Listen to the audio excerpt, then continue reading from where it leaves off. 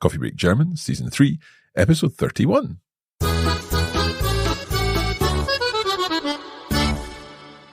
Herzlich willkommen zu Coffee Break German. Ich bin Marc. Und ich bin Thomas. Herzlich willkommen zurück.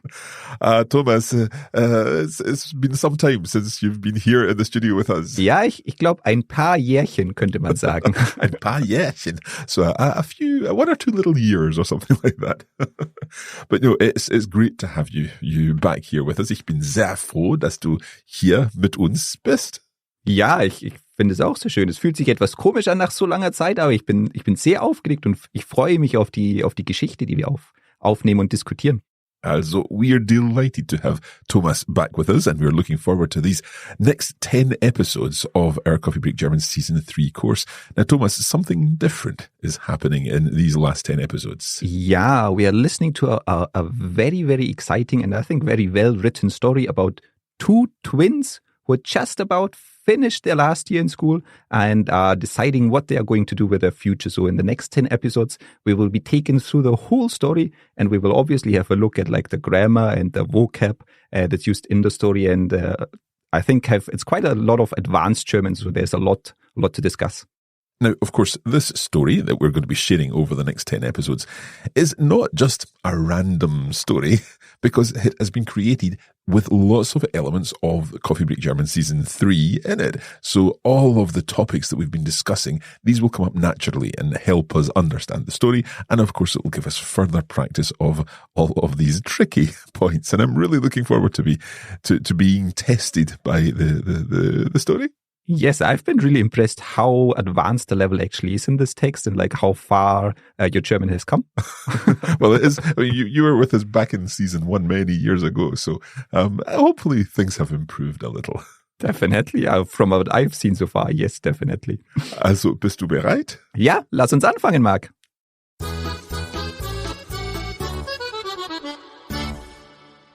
So we're going to listen to the chapter being read by Oliveira, and we will follow the text as we're listening, and then afterwards we'll talk through what happens in the text with some English explanations. Of course, we'll go through it in detail in our bonus episode, but I'll tell you more about that later. Also hören wir uns die Geschichte an. Genau. 11 Uhr. Im Gang ist es vollkommen still. Nur einige Etagen weiter oben hört man jemanden leise schnaufend die Treppen hinaufgehen. Marian schaut nervös auf seine Uhr. Der Minutenzeiger hat Punkt 11 Uhr schon vor einer knappen Minute verlassen. Lucy hätte doch schon um 10:55 Uhr fertig sein sollen. Im selben Moment öffnet sich die Tür und Lucy strahlt vor lauter Aufregung und Freude grinsend ihren Zwillingsbruder Marian an, der sie erwartungsvoll anschaut. 14 Punkte, quietscht sie zufrieden und Marian umarmt sie erleichtert. Ich hab's dir doch gesagt, deine Präsentation war jedes Mal, als du sie zu Hause vorgetragen hast, einfach nur spitze. Lucy kann es selbst noch nicht fassen. Mit der bestandenen mündlichen Abiturprüfung hat soeben ihre Schulkarriere geendet. Erst nach einigen Momenten packt sie ihren Bruder an der Schulter und fragt: Ja, und was ist mit dir? Wie lief's? Du sagst ja gar nichts. 12, antwortet Marian zögernd. Hey, jetzt mach doch nicht so ein langes Gesicht. 12 ist immer noch super, ermutigt ihn seine Schwester aufgeregt. Doch so ganz überzeugt ist Marian nicht. Naja, so wird es sehr knapp mit den Punkten für die UCLA. Quatsch, wir haben doch gestern ausgerechnet, dass du mit 12 wahrscheinlich noch drin bist. Marians Gesicht wird wieder etwas unbeschwerter. Entspann dich. Wir haben es endlich hinter uns. Jetzt bleibt nichts anderes übrig, als uns endlich zu entspannen und ordentlich zu feiern. Wir haben es uns echt verdient. Komm! Und schon zieht sie Marian an der Hand hinter sich die Treppen herunter. Erleichtert und voller Vorfreude verlassen die Zwillinge das Schulgebäude und gesellen sich zu den anderen im Park hinter der Schule, wo ihre Freundinnen und Freunde sie schon mit lauter Musik erwarten und ihnen mit einer Sektflasche zuwinken.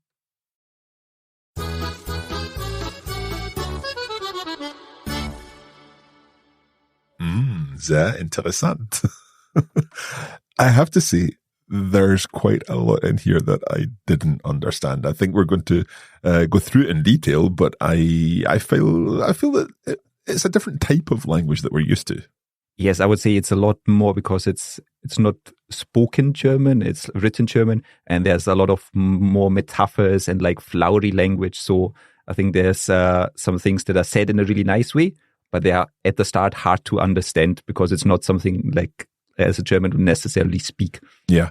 I mean, I guess the purpose of this is to prepare us for reading that kind of German, be that in novels, be that in other contexts, in the newspaper, for example, that whole idea of being more used to different types of German at this high level.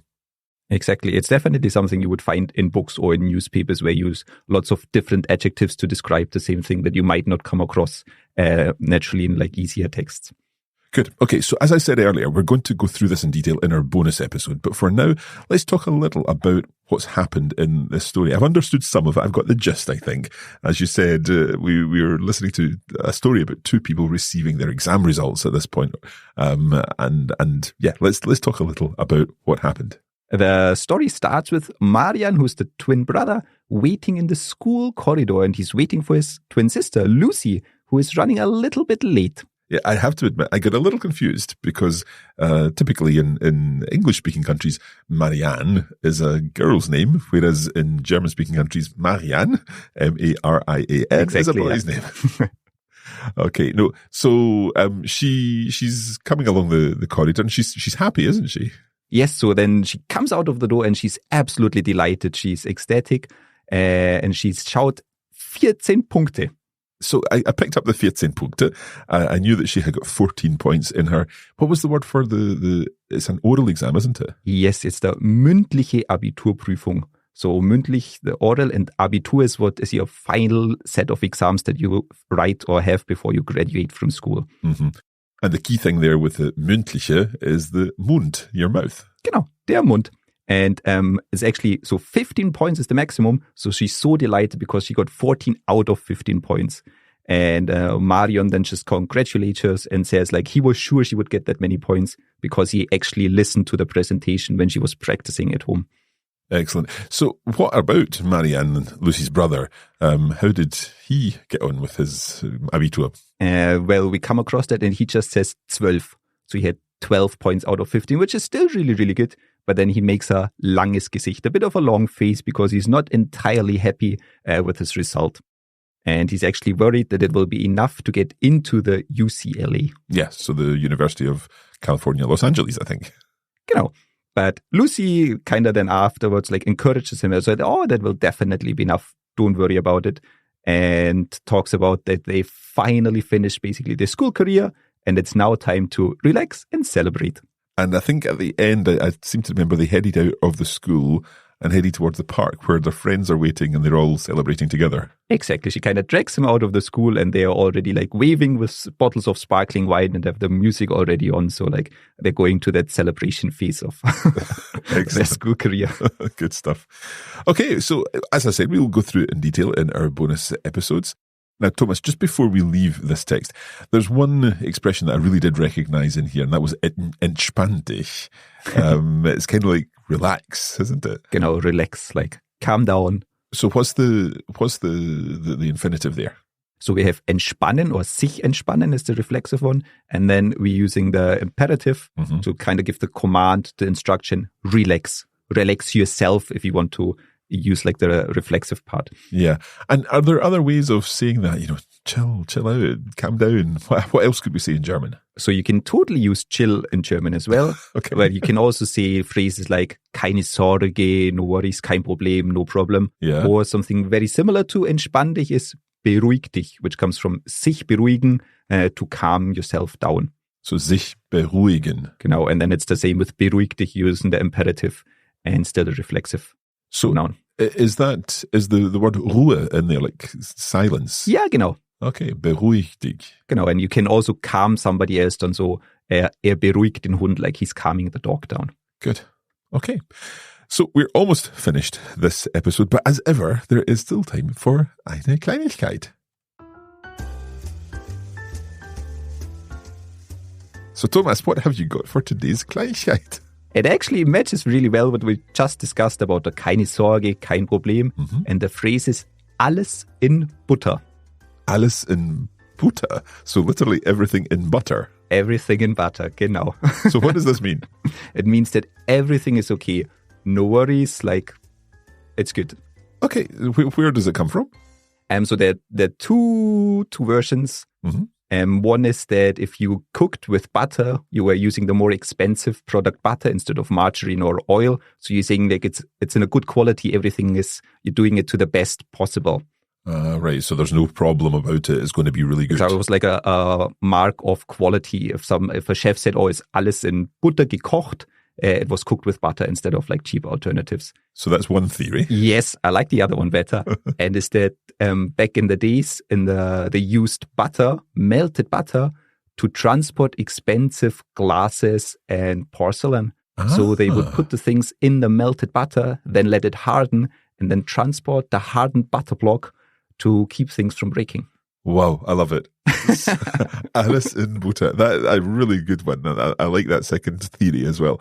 So we can remember alles in Butter. We can remember keine Sorge, kein Problem, beruhig dich. Genau, oder entspann dich. So yeah, you would often hear the term like, kein Problem, alles in Butter. Like used just after another. It's like, no problem, everything is okay. Sounds good. Well, we're going to leave it there. And don't forget that if you'd like to get access to our bonus materials, and that includes the full discussion of the entire text, when we'll go through every line and talk about it, along with the lesson notes and the video version and all of our translation challenges, you can head to the Coffee Break Academy at coffeebreakacademy.com to access the Coffee Break German Season 3 course. For now, Thomas, vielen Dank. Sehr gerne. Ich bin gespannt, wie die Geschichte weitergeht. Also, tschüss, bis zum nächsten Mal. Bis zum nächsten Mal.